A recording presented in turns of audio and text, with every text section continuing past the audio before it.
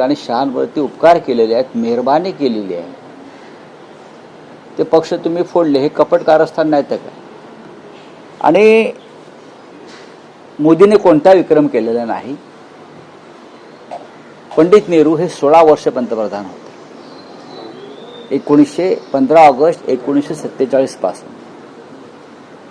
Elected prime minister. का असतं elected prime minister?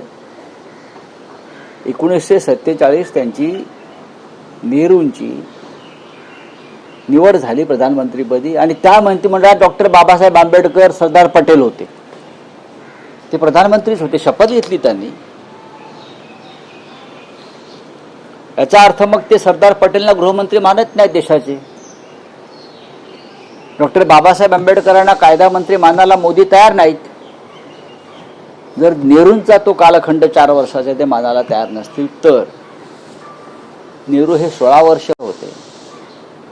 आणि ज्या परिस्थितीत पंडित नेहरूंच्या हातात हा भारत होता स्वातंत्र्यानंतर, तो इतका कंगाल आणि गरीब होता, ब्रिटिशांनी लुटलेला, ओरबडलेला, त्यातून हा देश पंडित नेहरूंनी उभा केला.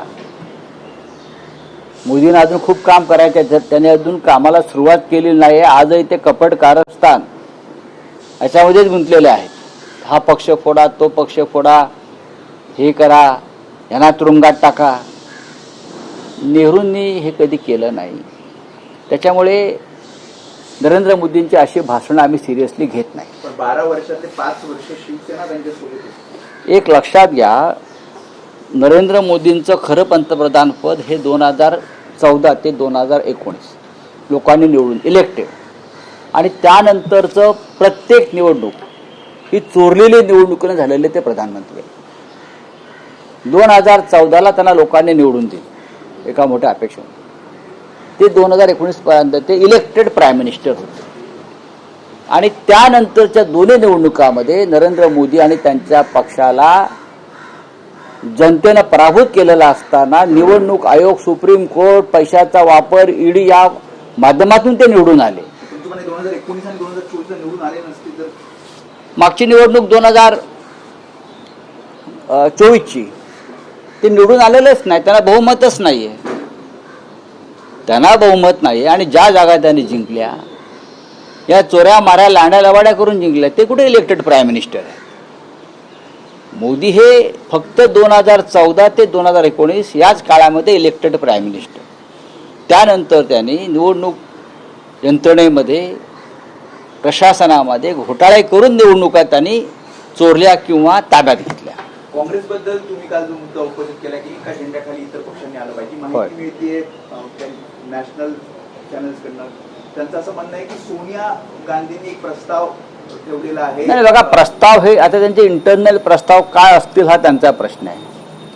पण काँग्रेस हा अधिक मजबूत व्हायला पाहिजे देशामध्ये. काँग्रेसमधून निघालेले जे लहान पक्ष किंवा नेते आहेत त्यांनी देशाची परिस्थिती समजून घ्यायला पाहिजे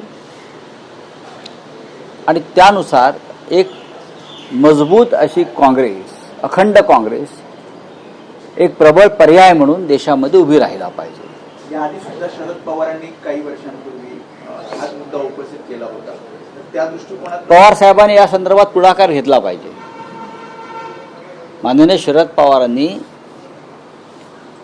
ही जी विचारधारा किंवा भूमिका बनते एकत्र येण्याची, त्या संदर्भात जर त्यांनी नेतृत्व केलं, पुढाकार घेतला तर हा विचार खूप पुढे जाईल. एनसीपी सुद्धा काँग्रेससोबत जाईल. माझं असं म्हणणं आहे की काँग्रेसच्या विचारधारेतून ते पक्ष बाहेर पडले काही कारणानं.